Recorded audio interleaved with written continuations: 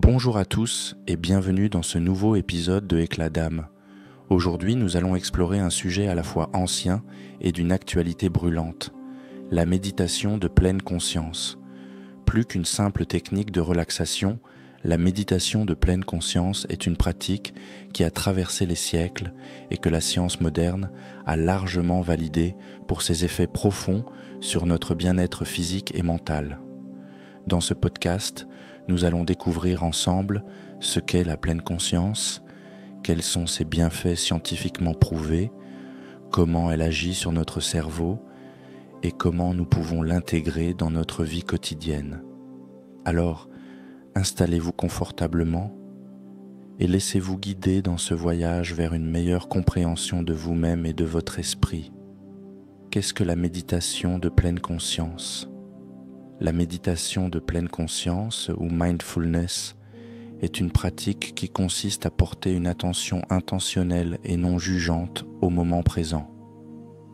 Elle trouve ses racines dans les traditions bouddhistes, mais a été adaptée et popularisée dans le monde occidental sous une forme laïque et accessible à tous.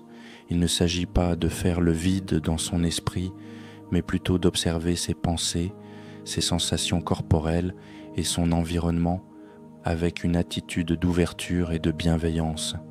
Cette pratique peut se faire de manière formelle, par exemple en méditation assise ou marchée, ou informelle, en étant pleinement présent dans ses activités quotidiennes comme manger, boire ou écouter de la musique.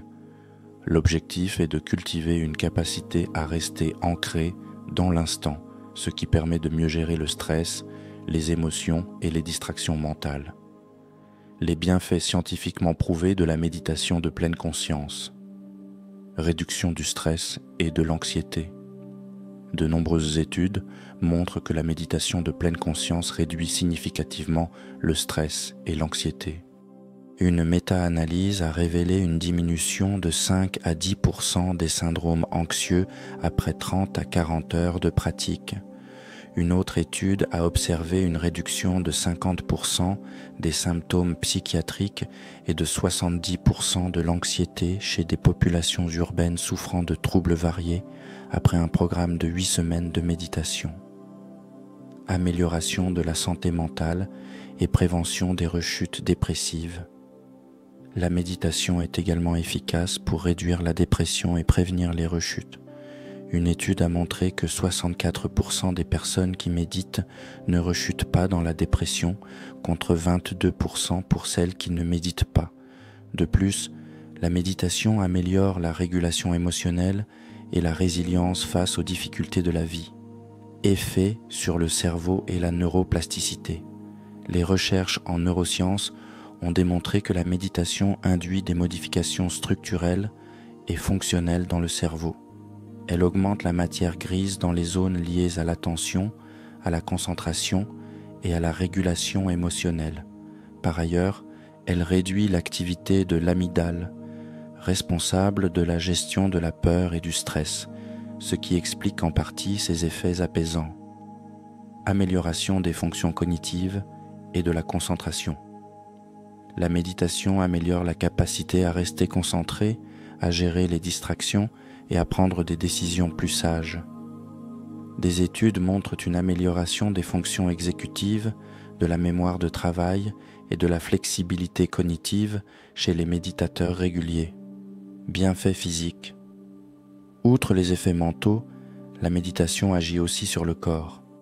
Elle réduit la pression artérielle, améliore la gestion de la douleur chronique, renforce le système immunitaire et ralentit le vieillissement cellulaire.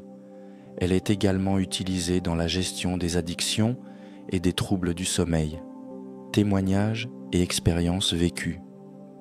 Pour illustrer ces bienfaits, écoutons quelques témoignages de pratiquants.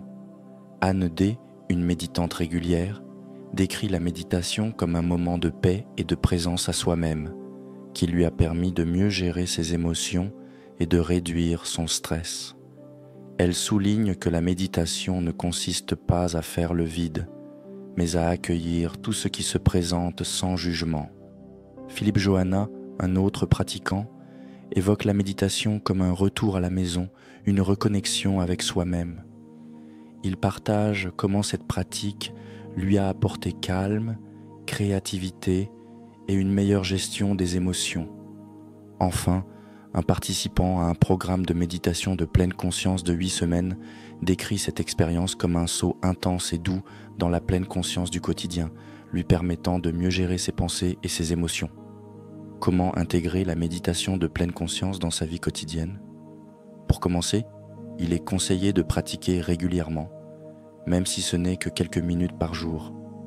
L'important est la régularité et la persévérance.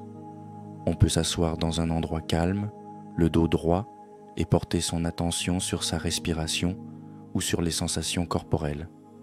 Il existe aussi des applications mobiles, des livres et des vidéos guidées qui peuvent accompagner les débutants.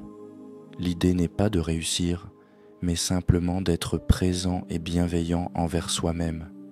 La méditation de pleine conscience est une pratique puissante, accessible à tous, qui offre des bienfaits profonds et scientifiquement validés pour notre santé mentale et physique. En intégrant cette pratique dans notre vie quotidienne, nous pouvons réduire notre stress, améliorer notre concentration, mieux gérer nos émotions et cultiver un état de bien-être durable.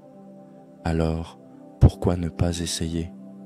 Commencez par quelques minutes par jour et observez les changements dans votre vie. Merci d'avoir écouté ce podcast et à bientôt pour un nouvel épisode sur Éclat d'âme. Encore merci d'avoir partagé ce moment avec moi.